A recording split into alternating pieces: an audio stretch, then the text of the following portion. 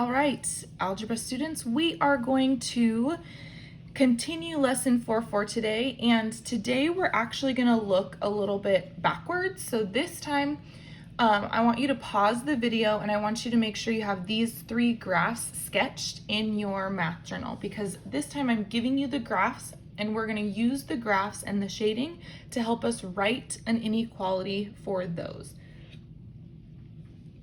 Now, once you have those drawn, we're going to go ahead and discuss how to find the inequality. We're going to start by writing an equation. So we do need to find the slope and the y-intercept for each of these inequalities. And then from there, we can determine the inequality by using the shading to help us. So I'm going to go ahead and zoom in a little bit on graph A. And we're going to look at the y-intercept and the slope. So if I'm looking for the m and the b, I know the y-intercept is where it crosses the y-axis. That is at -3. And my slope is going to be the rise over the run. So I'm going to count, and I can see that that's going up 1 over 1, up 1 over 1, up 1 over 1. So my slope is just 1. So once I have that info, I'm going to write it like an equation in y equals mx plus b form. However, I'm not going to put the equal sign. So we have y, and I'm going to leave a blank because we have to determine that inequality, 1x minus 3. Now, we're going to do that same thing with the test point. So I'm going to pick my test point 0, 0, and I'm going to pick a test point that's in the shaded area. And I'm going to plug that in to what is my inequality. So 0 blank 0 minus 3. So what is going to make this statement true? 0 is greater than -3, and I know it has to be greater than or equal to because my line is solid. So my inequality for graph A is y is greater than or equal to x minus 3.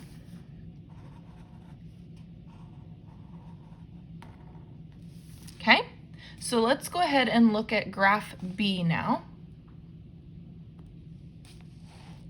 We're going to do the same thing. So I'm going to first determine my slope and my y-intercept. My y-intercept is easy. It's going through the origin, so that's just 0. My slope in this one, I'm going to count rise over run. It goes up 1 and to the right 3. So that is a slope of 1/3. So I'm going to do the same thing where I write my equation, but I leave my equal sign blank. Y equals 1/3 x, and it's just plus 0. So I can't actually plug in 0, 0 because it's on my line. I'm going to plug in the point 0, -1. So my y is equal to -1, so -1 blank 0. And that's actually 1/3 times 0, which is 0. So -1 is less than 0, and we know that the line is dashed, so it's not going to be or equal to. So my inequality is y is less than 1/3 x.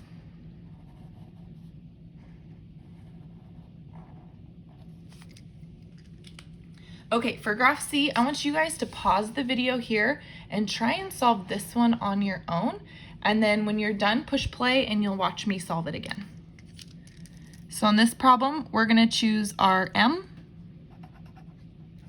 and our b. And I notice my b is 1 because it's crossing at +1, and my slope is going down to right 1, down to right 1, so it's -2.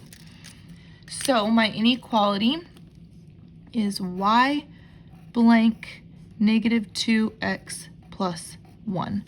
So I can plug in 0, 0 this time because it's in the shaded area. So I get 0 blank negative 2 times 0 plus 1. So 0 blank 1. Now I know my line is solid, so it has to be an or equal to, and 0 is less than 1, so I can say less than or equal to. So my inequality is y is less than or equal to negative 2x plus 1.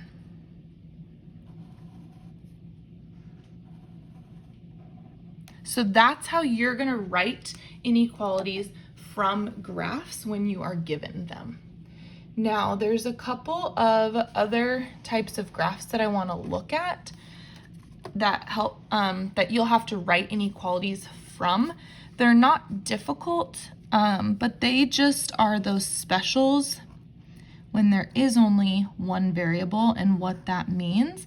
So the first one is x is greater than or equal to 3. And the second one is y is less than 2. Now you'll recognize these as vertical and horizontal lines, and we learned these way back in topic 2 and 3 when we first started graphing lines, but I just want to make sure that we talked about them because they're similar to graphing inequalities on number lines. Like when x is greater than or equal to 3, we're going to find all of the values where x is equal to 3. And that is this vertical line right here. Now, if we're talking about an inequality, we also have to shade. So if I'm looking for all the x values that are greater than or equal to 3, that's going to be everything to the right of this line. And that's very similar to if I gave you a number line and said, graph x is greater than or equal to 3, you would say, well, I'm going to have a solid dot at 3 and shade everything to the right. So very similar to that. And then the y is less than 2 is the same as well. So I'm going to go ahead and draw my graph, but this time we're going to look for every value where y is equal to 2. So I'm going to go up 2 actually. And because it's less than, it's going to be a dashed line. So it's a horizontal dashed line. And then because y is everything less than 2, that's going to be shading everything below here. And again, just like if I gave you a number line and I said, I want you to graph everything less than 2, this one's going to be vertical just for the sake of what it is. You would do an open circle because it's just a less than, and then you would shade everything to the left, or in this case, down. So a little clue, hang on, one more note actually. On this one, just remember m is undefined, your slope. And on this one, m is 0. Just a little note. But on these types of inequalities, they're really easy to remember how to shade as long as you have the variable on the left.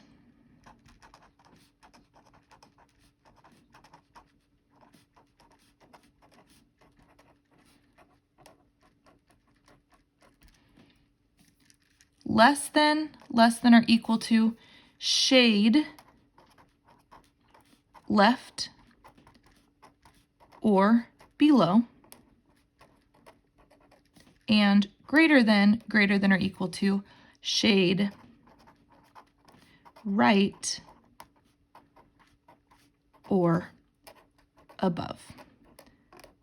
So once you get to that point of shading, you can just know that if it's less than, you're going to be left or below, greater than, right or above. And that's the rest of lesson 4.4 for us today.